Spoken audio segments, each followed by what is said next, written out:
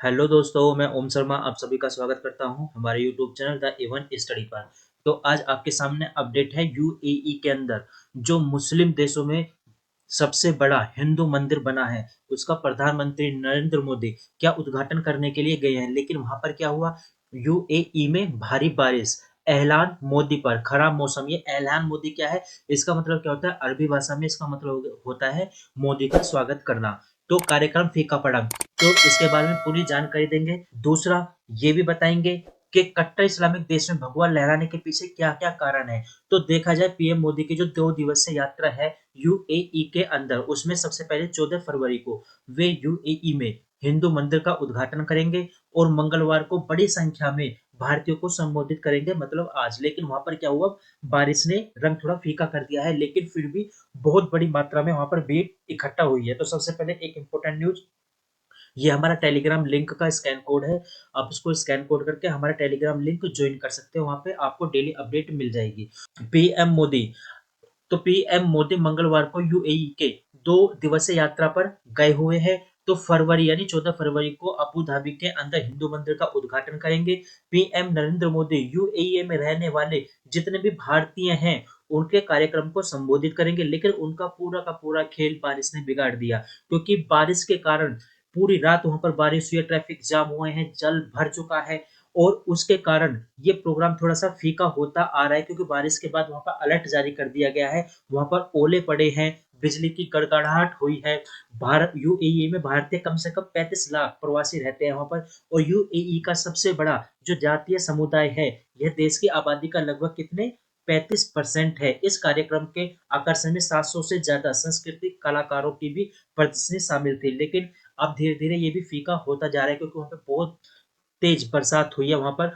तो प्रधानमंत्री नरेंद्र मोदी बुधवार को संयुक्त अरब अमीरात की राजधानी अबू धाबी में रहने वाले हिंदू मंदिर का औपचारिक रूप से उद्घाटन करेंगे। अब आगे देखते हैं, तो भारत और यूएई के संबंध में कैसे गर्माहट आई वो सब बताते हैं आप लोग को। भारत के साथ मसाले, गहने, इत्र, कपड़े व्यापार के साथ इन्होंने अपने संबंध को क्या कूटनीतिक रूप से मजबूत करने के लिए इनका व्यापार करना शुरू किया गया था। उसके साथ साथ अब उसमें ऊर्जा, कूटनीति और सामरिक संबंध को भी इसमें शामिल किया गया है। भारत और यूएई साझेदारी 21वीं सदी के एक निर्णायक गठबंधन के रूप में उभरी है। भारत और यूएई के बीच में तेजी से 2014 के बाद में जो मित्रता जो देखने को मिली है, पीएम मोदी के माध्यम से ही ये शुरू हुआ है। 2015 में पीएम मोदी ने वहां की यात्रा की थी, जिससे राजनीतिक संबंध मजबूत हो चुके और एक युग का आरंभ हुआ था। तो ये जो सिलसिला शुरू हुआ था 2014 के बाद में, ये सिलसिला शुरू होता है। भारत और यूएई के जो मजबूत रिश्ते हैं वो होते हैं शुरू। 2017 में जो शेख मोहम्मद बिन जायद हैं, वे भारतीय गणतंत्र दिवस पे समारोह में अतिथि के तौर पर शामिल हुए।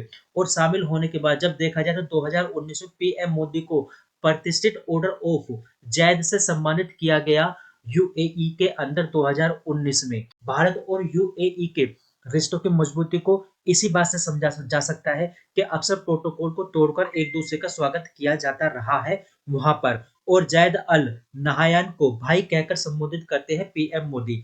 तो भारत और यूएई जो व्यापार है वो कहाँ तक पहुंचा जाए, तो 1962 में यदि देखा जाए जो यूएई है वो किस चीज का व्यापार करता था, खजूर का, मोती का, मछलियों का, इन सभी का व्यापार करता था। लेकिन जब वहां पर तेल की खोज की गई, तो तेल की खोज करने के बाद यूएई की कहानी पूरी तरह से बदल गई।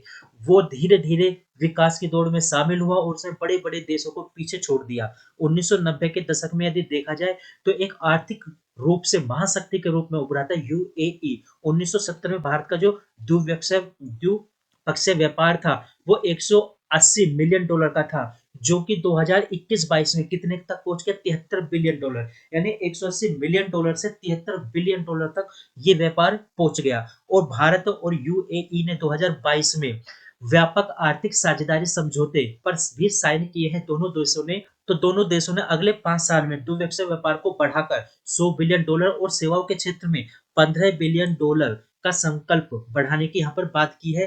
तो वित्तीय क्षेत्र में दोनों देशों ने 2023 में एक बड़ा समझौता किया था। भारत और संयुक्त अरब अमीरात ने डॉलर को छोड़कर अब किसमें, रुपये में और दिरहम में व्यापार की हामी भरी थी। रुपया भारत की करेंसी होगी और दिरहम यूएई की करेंसी है, वहां पर ये ध्यान रखना इंपॉर्टेंट है कि यूएई की करेंसी क्या है, तो दिरहम। तो इसके अलावा 2024 में संयुक्त विजन दस्तावेज के साथ दोनों देशों ने क्लीन एनर्जी, जलवायु परिवर्तन पर एक साथ काम करने का भी हामी भरी। अब देखा जाए 2021 में इसराइल और अमेरिका के साथ में एक I2U2 समूह में भारत और यूएई भी शामिल हुआ था। अब यहाँ पर मुद्दा उठता है, ये I2U2 है क्या? तो सबसे पहले ये देख लेते हैं I2U2 समूह है क्या? तो I2U2 समूह भारत, इजराइल, संयुक्त राज्य अमीरात और अमेरिका का एक समूह है जो 14 जुलाई 2022 को जारी समूह के पहले संयुक्त बयान से होता है। इसका मुख्य उद्देश्य क्या है? तो इसका लक्ष्य है जल, ऊर्जा, परिवहन, अंतरिक्ष, स्वास्थ्य और खाद्य सुरक्षा में संयुक्त निवेश यानी इन्वेस्टमेंट किया जाएगा एक दूसरे देशों में। अब ये भी देखा जाए तो इसकी जो पृष्ठभूमि थी कहां से तैयार होती है, तो इसकी पृष्ठभूमि तैयार होती है 2020 से।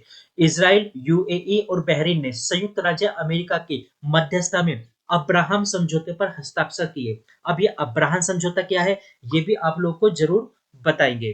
ठीक है, जिससे आगे इसराइल और खाड़ी क्षेत्रों में विभिन्न अरब देशों के बीच सामान्य संबंधों की बहाली का मार्ग प्रशस्त किया गया। जैसे कि आप लोग को पता है इसराइल के जो संबंध है वो देखा जाए मिडिल ईस्ट से अच्छे नहीं है, यूएई जितने मुस्लिम देशों से अच्छे नहीं है। तो यहाँ पर उन संबंधों को मजबूत करने के लिए 2020 में अब्राहम समझौते पर हस्ताक्षर किए गए थे।